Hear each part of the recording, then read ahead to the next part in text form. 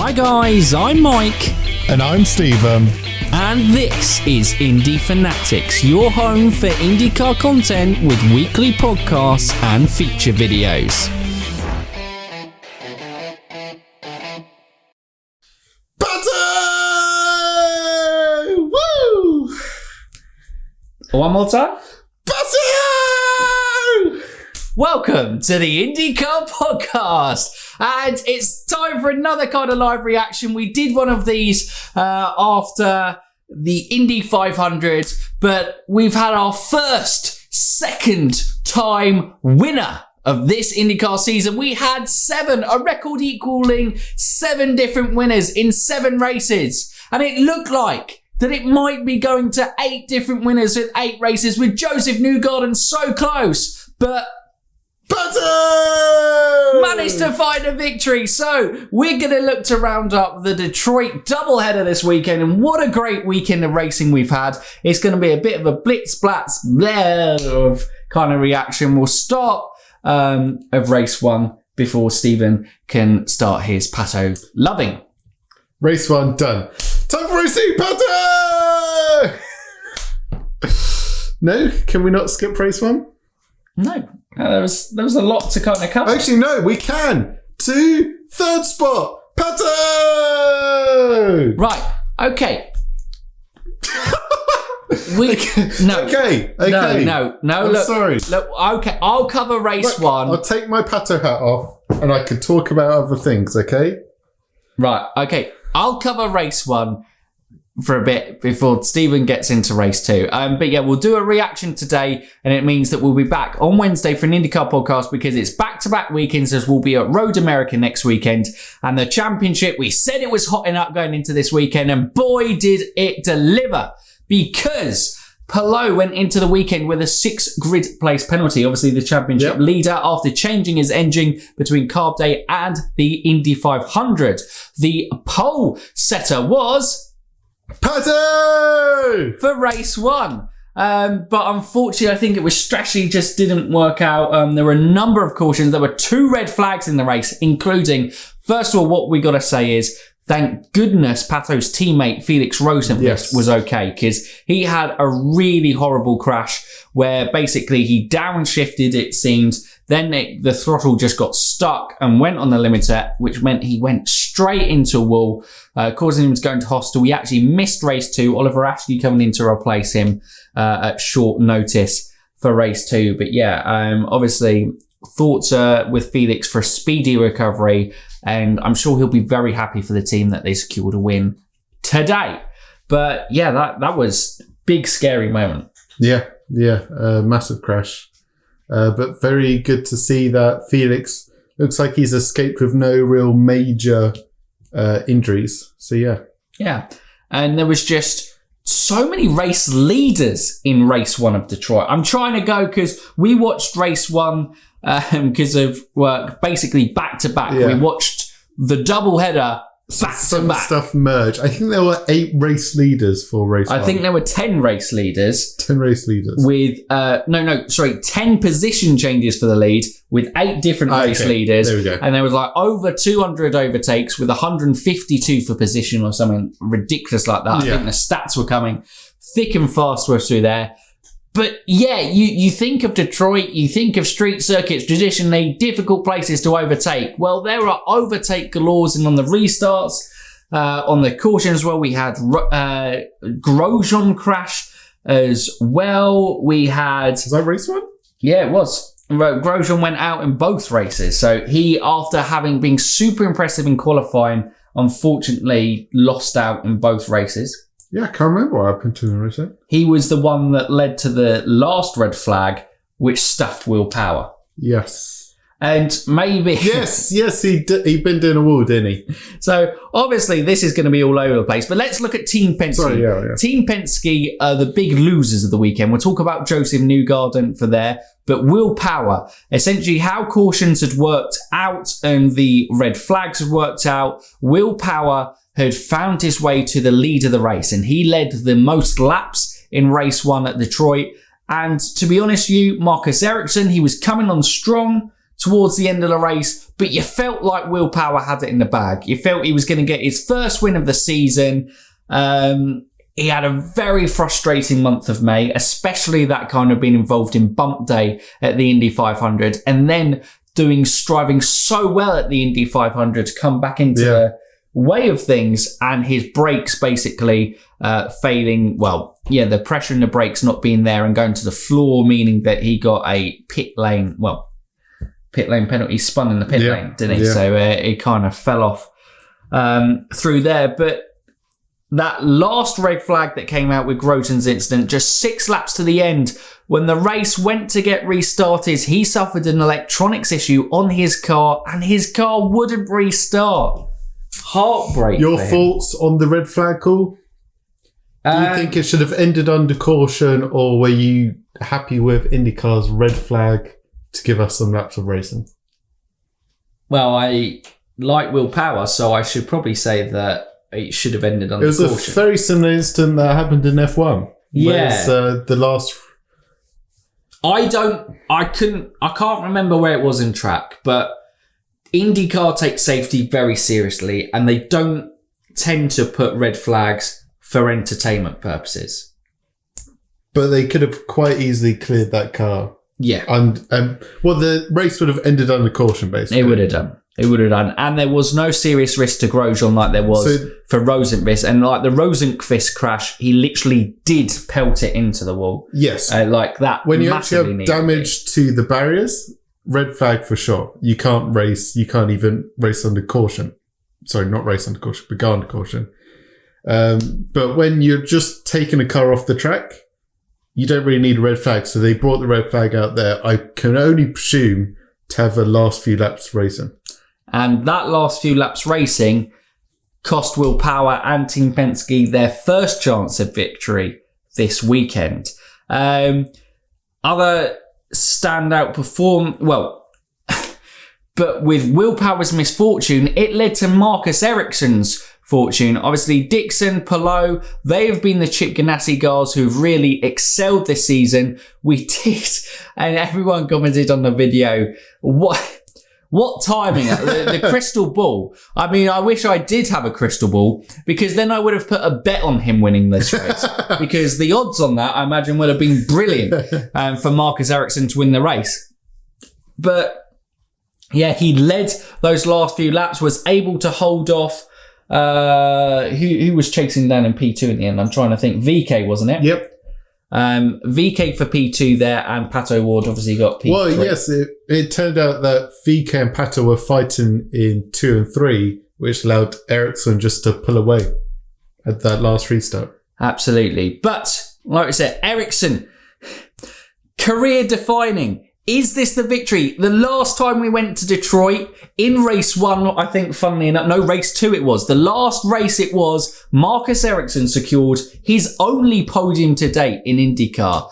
Well, when we return to Detroit, it had to be written, didn't it? That he got an even better result, won a race victory, his first IndyCar Series win. Superb. Superb for Marcus Ericsson. And, he had a shot at going for Will Power at the end. Will, like we said, we feel like he probably would have held out to the end. Gap within a second. You never know. But he was going to get a P2, it felt like, minimum anyway. So he'd driven a fantastic race before the unfortunate stuff to Will Power. So nothing that happened to Will Power should take away from Marcus Ericsson. But yeah, incredible. Yeah. Absolutely incredible. Fantastic drive from him. Yeah. Yeah. And Chip Ganassi really do feel like the team to beat this season. They've just found a way that their cars are getting set up every weekend, that all 3 of their guys, as Jimmy continues to adapt to the series. And when Tony Kanaan's racing, Kanaan looks rapid as well. So when we go to Gateway, he's going to be right up there for a chance for big points as well. Chip's got his cars going. They are nailing the setup this season. And I suppose the biggest surprise would be if Dixon doesn't pull it out with how strong Ganassi are this year. Yeah. Another notable performance from race 1. I think he had a very good weekend as well. We'll mention him in race 2 as well. Santino Ferrucci ended up finishing 6th. And And they did say on commentary, like you said, that it was maybe an audition for more races in the season, and they mentioned that on commentary. Ferrucci is looking for more races with Rahal, Letman, Lanigan Racing. Yep. And he's certainly impressed this weekend. He started 23rd, 22nd, somewhere around there from race 1 and ended up finishing 6th. So an incredible race from him. A guy who was strong all weekend as well, Graham Rahal, yep. 2-time winner in 2017, won both of the back-to-back races, finished P5 in both races at the weekend.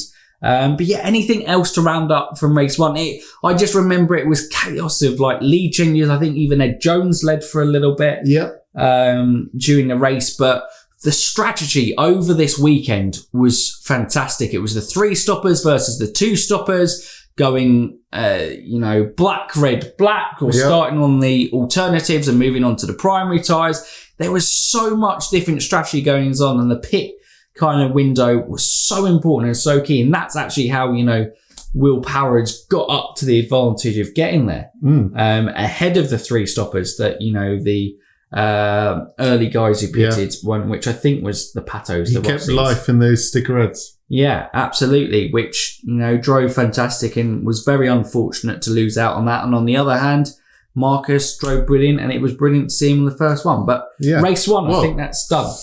I did want to do a special mention to Dale Coyne's qualifying performances, which kind of leads us on to race 2 as well. I thought they did an incredible job in qualifying. Both Roman Grosjean and Ed Jones making it into the final 6 shootout. Well, yeah, both days. Well, Firestone 12, wasn't it, this weekend for the street race? But Roman Grosjean qualified in the top 5 both times. Race 1, P3, and race 2, P5, I believe. Yep. And Ed Jones, I think, was P4, wasn't he? Yeah. I think so. Mental their pace they had in qualifying this weekend. Unfortunately, they really nailed it. For the race, it kind of all fell apart. They just didn't quite have the right strategy. Ed Jones was their best bet because Roman Grosjean had both retirements, but it just never fully came together. And then the last thing, rookies all struggled. All the rookies struggled all weekend. And it is noted as one of the hardest tracks to kind of learn. I think they all ended up hitting the wall at some point.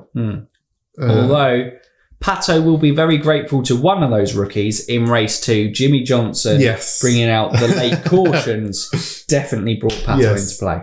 Well, Jimmy Johnson and then Roman Grosjean, through no fault of Roman's on that second retirement. But are we all done with race 1? Let's nail race 1 there. Race 2, Race 2. Where do we even start with race 2? I guess got to start with Joseph Newgarden, the man that led 67 laps of the 70-lap race. Team Penske's first win on the cards of the season. He was keeping the dream alive. The record. The all-time record. For 8 consecutive... 8 different winners in 8 races. Okay. It is an 8... Yeah. These were the first 8 races.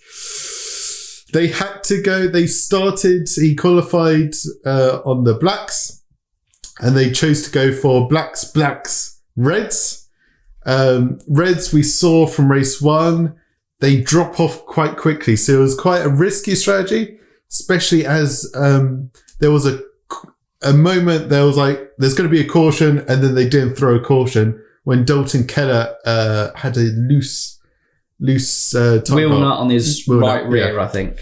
Yes. So everyone thought it was caution. Penske then had to pit Newgarden. They would have loved him to go an extra 5-10 laps on the first stint, which kind of all knock-on effect to the final stint, where he was about 5 laps short of his tyre life. Well, when his rivals were pitting for fresh primary tyres at the end, he was pitting for the alternatives, which all weekend to an end of the stint looks like they just dropped off a cliff. Yeah.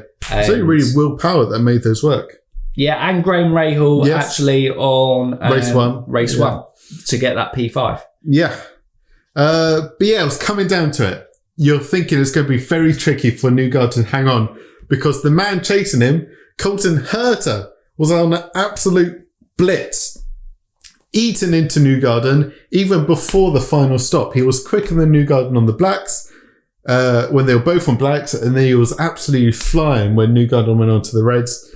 And then the cautions came. Herta was 10 seconds ahead of third. That gap's gone. So everyone's bunched up. Herta, Newgarden for the lead. In steps Jimmy Johnson. Oh yeah, Jimmy Johnson. I guess. No, wait, sorry. Pato. Pato Award. Sorry, yeah. Jimmy was stepping out. He was getting off the stage. Goodbye. He was a little assistant that came on, waved, and he got out there. But Pato Award, we've seen time and time again, McLaren is so good off the restarts, and Pato just absolutely blitzed it. He was P6 when we brought out the first caution from Jimmy. Yep. Immediately took Scott Dixon into turn 1. And then Romain Grosjean stopped on track. His tyres were on fire. Yeah, I think his brakes just overheated. Brave for Romain Grosjean that moment, though. He was like going, fire extinguisher! Someone give me a fire extinguisher! Ignoring the processes. He's still getting used to the process in place where the AMR, obviously, safety team will get on site and look after all that. And he's like going, he's trying to desperately figure out how to launch this fire extinguisher. The AMR team turn up and the guy goes, come on, let us do it. He's going, no! Let me save my car! Let me save it! He was absolutely gutted. Double retirement, no weekend he wanted. And he showed so much pace. Yeah. So frustrating. Qualifying, as you said. Yeah. They just didn't seem to have the race car. But yes, that bring out the second late caution. I think there was 5 laps to go. Pato Award was P5. Colton Herta still on the back of Newgarden. It all sets up for a thrilling finale. And Pato just absolutely blitz it. Gets Palou into turn 1.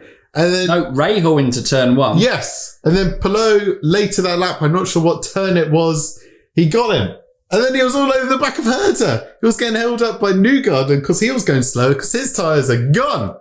My commentary of the time was going, Newgarden is Pato's biggest fan right now. Yes. Because he's making Herta look in his wing mirrors rather than trying to take down Joseph Newgarden. Then he passed Herta and I was like, now Joseph Newgarden hates Pato. Because Pato just absolutely blitzed it, and it was a matter of when, not if, Pato was going to take the lead. And he did take the lead with 2 laps to go.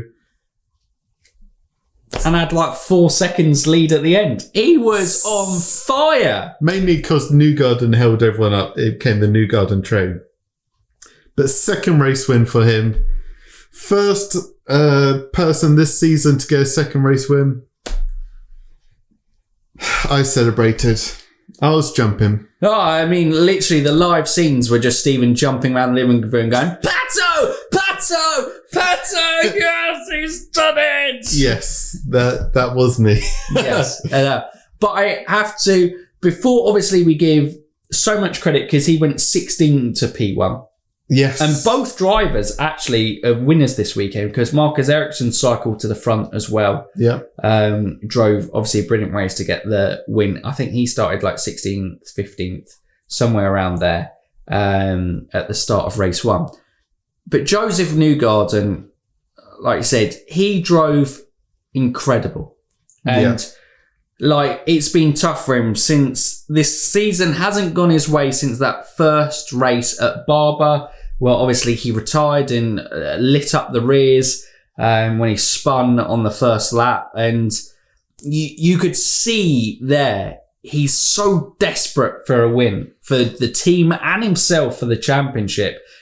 He's got himself back in championship contention because he's only, I think, 55 points now off. He's 5th, I think. He's 4th in the championship. Okay. Go from there. So he is in it.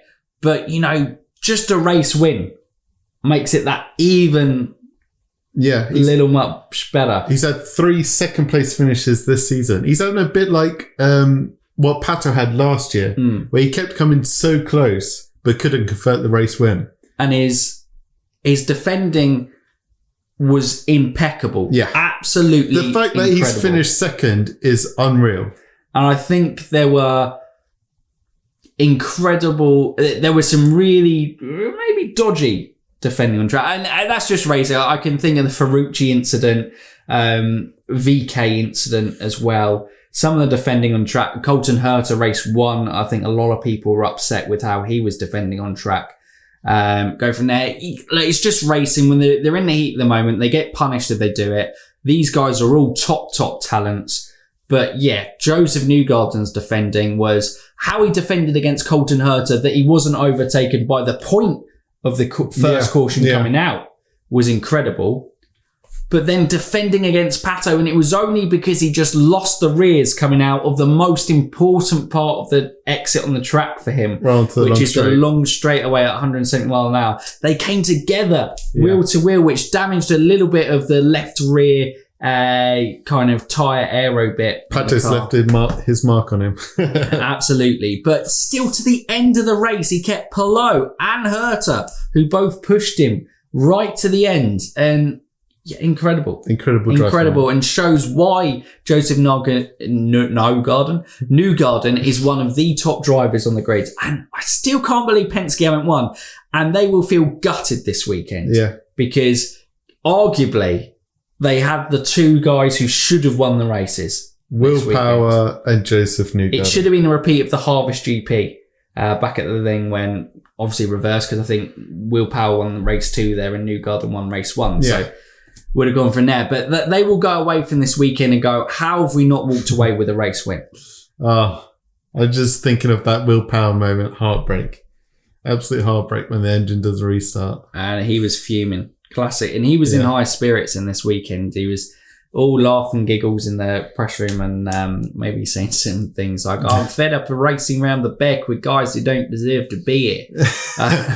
Yeah, questionable comments. Will, you can't say that. Stop it. Yeah. Be nice. I bless him. He's one of a kind. But a couple other shout-outs from race 2. Ferrucci, again, had another decent race coming in P11. Palou, fantastic. Third. Doing all he could to try to maintain the championship lead that he just lost out to 1 point. That Pato now leads.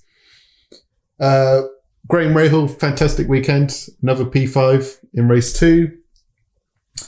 And I think that's about it from the star performance from race 2. Will Power, great recovery drive, P6. Because I feel like something went wrong at the beginning. Or maybe not. Maybe I'm just thinking that's a recovery drive. He had the very solid race too. He didn't have a great qualifying, did he? And had to work his way up, I believe. So I think he was... No, actually, he did have a decent qualifying. I can't remember. Yeah, he had to work his way back. He had a mega first stint because they didn't pit when everyone followed. He had to, again, do the black reds. Yeah. And he just stayed around about the same place all race, but he did a good job to do that. But again, what an advert it was for IndyCar this weekend. Most people think street races are boring. You don't, well, not boring, but they're hard to overtake. In second race, definitely was harder to overtake, but both were thrilling adverts. And what a championship we're having. The Indy 500 is the crown jewel. It's fantastic. It's a superb race. We've had that now. And now the brilliant part of IndyCar and what we've got to keep promoting as a series is what a championship fight we've got on. We've still got Palou up there. He's now second. Yep. 1 point behind now new and first time championship leader Pato O'Ward, who, just because he got that lead lap and won the race, he had to win the race to take the championship lead, and that's what he got done. He did it for Felix Rosenqvist, his teammate, who obviously, like we said, had that horrific crash the day before. But then Dixon, he's still there. He's not a great weekend for him. He just consistently kind of found ways to minimise the damage, as Scott Dixon always does.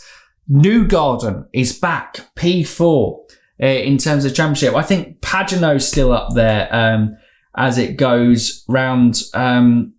Marcus Ericsson moves up to P7 in the championship. That's fantastic for him.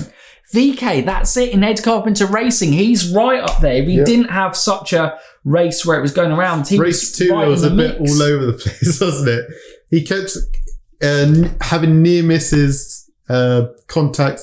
I think he had a penalty. Did he have a drive-through penalty? I think he did get a drive-through penalty for the move on Marcus Ericsson. No. Maybe he had to pit regardless because I think he got a puncture. Yes, that was so it. I don't think he got a penalty, but he got a puncture on it. And probably a last point on it is it was great to see Oliver Askew back in the series. Yes. Shame he couldn't finish the race. The car, I think, had some mechanical issues on it as he retired from the race. But it was great to see Oliver Askew in the series. Maybe, next season we can see if he comes back in a part-time capacity in IndyCar. It would be great to see that the 2019 Indy Lights champion get another shot of the series. Yeah. As, with that concussion, I'd say he never really got a full chance in that first season. It was the first time he was racing at Detroit. So crazy. Yeah, absolutely. And like I say, as a one-off, to come into one of the hardest tracks to learn, very difficult to go in. And I think he held himself respectable. Yeah. For that aspect. But reaction again. There we go. Are we going to talk about star performers at all? Yeah, I guess quick roundup of the star performers before we end it. Stephen ties it 3-3. It was a double point weekend, he said. Yeah. And he did it. Ferrucci bails him out in race 2. Race 1, Sebastian Bourdais. He did go back 1 place overall, but he had a very solid weekend, race 1. And who was your star performer for race? Race 1 was meant to be Alexander Rossi, and for race 2 was Jack Harvey, and my boy Roman Grosjean did me dirty. Did me dirty, because Jack Harvey was running a great race and would have been a contender, I think, in that top 10 at the end of the race. Yeah, definitely. And probably would have got star performer in that race, but Grosjean, when Jack Harvey came out the pits, put a lunge on the inside, and Jack Harvey went to close the door, but Grosjean had already committed to the move and hit his rear tyre, spun him around, and that was Harvey's race done. So I went for Ferrucci's second race, who had a very solid finish, especially as they were running the speedway setup because he had to have a new car. So his car wasn't set up to race in a street, but he's still come home with a very solid, what did I say, P11 or somewhere around there. 3-3 is neck and neck again. But what a season we are having in the NTT IndyCar series. We said it was going to be a brilliant season. So much talent all the way through. We got the youths versus the veterans in the series. The changing of the guards maybe in the championship. We'll see how it all plays out because the guys, the regular ones who've been competing, Newgarden and Dixon, are still there. And you know what? There's still 8 races to go this season, aren't there? At the very least, and potentially even 9 races this season. There's still a hell of a lot of points up for grabs. This championship is going to go right down to the wire again. I can feel it, and we cannot wait. Stephen, do you want to give your final thoughts on the race? Pato! I think that pretty much sums up Detroit GP. Guys, if you've enjoyed it, let us know what your thoughts are on the race. Did you enjoy the Detroit double header? We'd love to hear your thoughts. Again, let us know what you think of the reaction style.